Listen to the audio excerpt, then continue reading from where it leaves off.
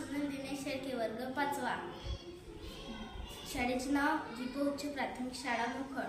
मी तुम्हाला पुस्तक वाचून दाखवणार आहे. पुस्तकाचे नाव आहे रणरागिणी झाशीची राणी लक्ष्मीबाई.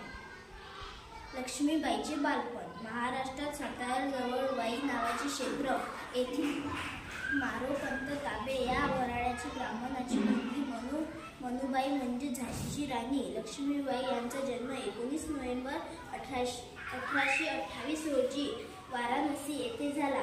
पोरोपंताचे पूर्वज वाईट राहत असले तरी पोरोपंताचे वडील पुण्यात शेवाच्या मस्जिदली सरदार होते. श्रीमंत दुसरे बाजीराव यांचे भाऊ चिमणी अक्का आणि मोरोपंत यांचे खूप जिव्हाळ्याचे संबंध होते.